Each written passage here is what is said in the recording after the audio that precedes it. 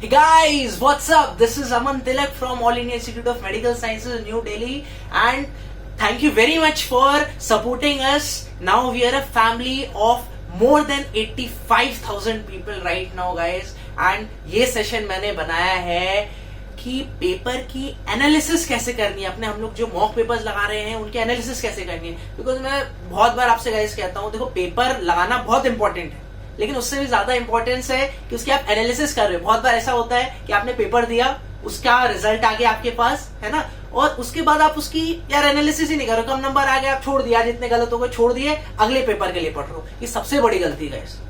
क्या करना है हमें, अगर हम कोई पेपर दे रहे हैं, कोई भी पेपर सॉल्व कर रहे हैं, तो यार हम लोग ने उसमें टाइम इन्वेस्ट किया हुआ है, ठीक है, वो तीन घंटे और उससे पहले का टाइम और सब कुछ हम लोग ने इन्वेस्ट करके रखा है. अगर हम लोग उसे ही एनालाइज नहीं किए कि उसमें हमारी गलतियां क्या है, तो फायदा क्या हुआ गाइस, है ना.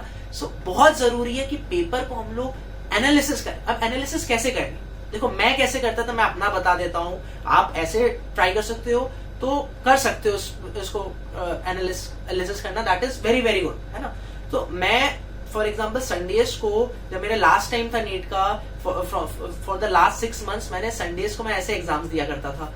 9 to 12 में एक पेपर लगाता था, है ना, या फिर ये टाइम चेंज होकर 10 to 1 के आसपास एक पेपर लगाता था. Then I used to give AIIMS के पैटर्न पे, जब उस वक्त हुआ करता था पैटर्न पे, 2 to 5:30, और उसके बाद मैं 6 PM से लेके 9 PM तक पेपर लगाता था नीट के पैटर्न का. तो 2 सुबह और शाम को मैं नीट के पैटर्न पे पेपर लगाता था, और दोपहर में मैं एम्स के पैटर्न पे पेपर लगाया करता था. गाइस जरूरी नहीं यार कॉपी करो, और बहुत हेक्टिक हो जाता था, मैं मानता हूँ इसको. ये मत देखना कि यार इतना ज्यादा कैसे कर ले रहा, नहीं जरूरी है. हो सकता है आप एक ही पेपर लगाओ, लेकिन जो लगा रहे हो उसको यार पूरा अपने माइंड सेट देके करना. मैं इतना ज्यादा पेपर्स लगा चुका था कि मेरी आदत हो गई थी, इसलिए मैं 3 पेपर्स दिन में लगा लेता था, लेकिन हालत खराब हो जाती थी यार शाम तक, ठीक है. सो अब मैं क्या करता था, जैसे फॉर एग्जांपल मैंने एक पेपर सॉल्व किया, है ना, और उसके बाद उसकी मेरे पास आंसर की है.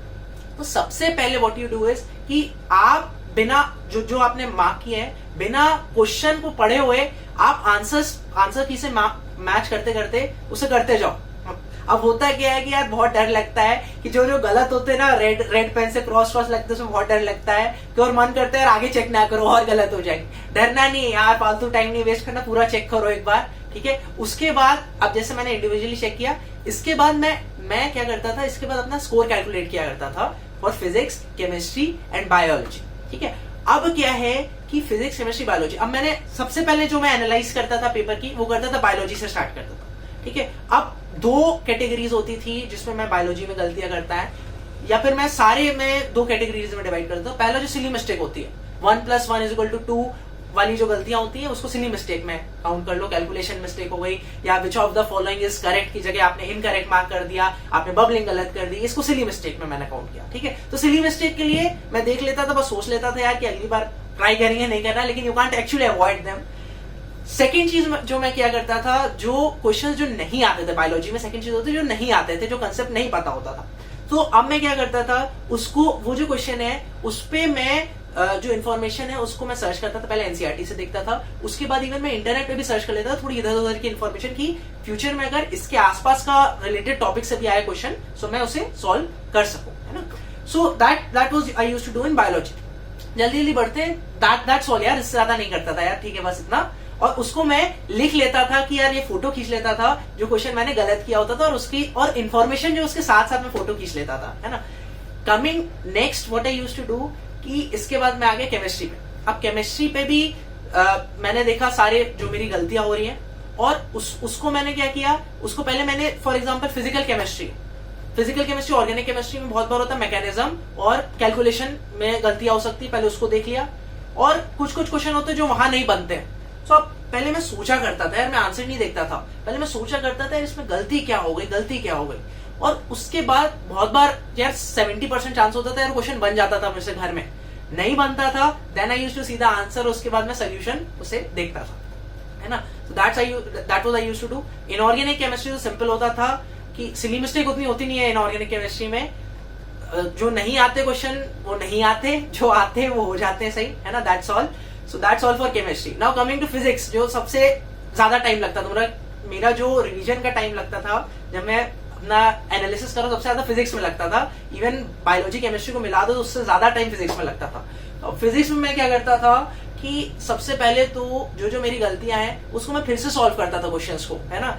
कुछ होते थे जो नहीं हो रहे थे सॉल्व, उसमें मैं थोड़ा यार टाइम लगाता था, इवन एक क्वेश्चन में 10-10 मिनट लगा देता था, उससे ज्यादा नहीं लगाता था, मैक्सिमम 10 मिनट के आसपास में लगा देता था। मान के चलो जो क्वेश्चन नहीं हो रहे और बन जाते थे यार क्वेश्चन, ऐसा नहीं है, फिर से हो जाते थे सही, वहां पर पता चलता सिली मिस्टेक हुई है, या फिर ये चीज आप नहीं सोच पाए, या फिर बहुत इंटरेस्टिंग क्वेश्चन था और उसमें और वो जो गलत ऑप्शन आपने जो आंसर लगाया वो भी उस ऑप्शन में था, है ना। So that is very important जो मैं किया करता था, है ना। और जब मैंने जो मुझे अच्छे क्वेश्चन लगे यार कि ये ट्रिकी था यार, इसमें ये ऑप्शन मैंने लगाया तो यार इसका आंसर भी आया, लेकिन क्वेश्चन में कुछ और पूछा, एक और चीज पूछ ली है ना। सो मतलब कि क्वेश्चन यहाँ एंड नहीं हुआ, ठीक है। जैसे आपका क्वेश्चन कंटिन्यूएशन में, सो आपने फॉर एग्जांपल सेकंड पार्ट तक का आंसर देखा और उस पर लगा दिया, उसके आगे का आपने क्वेश्चन नहीं पढ़ा हुआ, वो क्वेश्चन लास्ट पार्ट का आंसर पूछ रहा होता है। सो सेकंड पार्ट का भी आंसर दिया और आपने इसलिए सिली मिस्टेक की है, ठीक है। सो दैट इज बिकॉज की ऑप्शन ऐसे ट्रिकी है। सो उसको मैं फोटो खींच लेता था और फ्यूचर के लिए मैं अपने फोन में सेव करके रखता था। फ्यूचर में जब मैं रिवाइज करता था वो सारे जो गलतियां थी उससे मैं रिपीट रिवाइज करता था, है ना। सो अब जैसा मैंने बताया कि मैं जो भी मुश्किल क्वेश्चन थे उसकी फोटोज मैंने खींच के रखी थी, जो या फिर जो नहीं होते थे मेरे से सॉल्व उसकी मैंने फोटोज खींच के रखी थी। एंड गाइस बात मानिए मेरी, ये जो क्वेश्चंस थे that help me a lot guys. जब मैं इनको रिवाइज किया, इवन जो मैंने जेई मेंस की as well as JEE advance के मैंने केमिस्ट्री में स्पेशली लगाया था, तो मैंने सबकी फोटोज खींच के रखी थी। और लास्ट टाइम में जब मैं क्वेश्चन सॉल्व जब मैं रिवाइज करता तो मैं इन सारे क्वेश्चंस को जरूर देख लेता था, है ना, और उनको फिर से सॉल्व करता था। और मजेदार बात यह है कि एक बार गलती करने के बाद फिर से बहुत बार होता था 60 to 70% सही होता था, इवन 30% तब भी गलत हो जाते थे क्योंकि इतना अच्छे क्वेश्चन सेलेक्टेड होते थे, है ना। That is how I used to do analysis of my paper and that was the reason कि बहुत बार ये क्वेश्चंस रिपीट होते हैं क्योंकि प्रीवियस ईयर्स के क्वेश्चंस होते हैं, और जब रिपीट होते हैं सो इवन बहुत बार ऑप्शंस भी एज सच रिपीट हो जाते हैं। सो मेरे ऐसे सही हो जाते थे, right. So that is my secret to the my marks as well as मैं ऐसे एनालिसिस किया करता था। आई होप कि अच्छा लगा होगा सेशन यार। मेरे जो मैंने क्वेश्चन सेव करके रखे हैं मैंने पेन ड्राइव पे मेरे पास हैं, अभी भी हैं मेरे पास। सो आप चाहेंगे सो मैं उसे अपलोड कर दूंगा अपने टेलीग्राम चैनल पर। आप नीचे कमेंट्स में बता दीजिए आप चाहते हैं, क्योंकि that will be also a tedious job. बहुत सारे क्वेश्चंस थे, है ना, मोर देन 500 to 1000, मुझे अभी याद नहीं अच्छे से फिगर। सो उतने क्वेश्चंस थे guys, so that I will do. So you tell me in that comment below, and guys subscribe कर लिया होगा चैनल, नहीं किया so guys help me become only and only educational channel जो कि मैंने आज तक देखा है with 1 lakh subscribers without monetization and an educational channel। of course Sandeep Maheshwari sir, उनका चैनल 10 million subscribers, सलाम उनको। so that's there, है ना, but educational channel I guess this will be the first, ठीक है, जो कि नॉन मोनेटाइज और 1 lakh subscribers. Help me guys, अच्छा लगा तो शेयर कर दो यार, जितने ज्यादा से ज्यादा लोग सब्सक्राइब करेंगे मुझे अच्छा लगेगा। अगर आपको अच्छा लगा कि मैं आपकी हेल्प कर रहा हूँ तो प्लीज गाइस ट्राई करो यार, ज्यादा से ज्यादा सब्सक्राइब करो अपने फ्रेंड्स, सो बोलो प्लीज यार उसको सब्सक्राइब कर ले, शेयर कर दे, that's all. And Telegram channel जरूर ज्वाइन कर लेना, लिंक दिया है।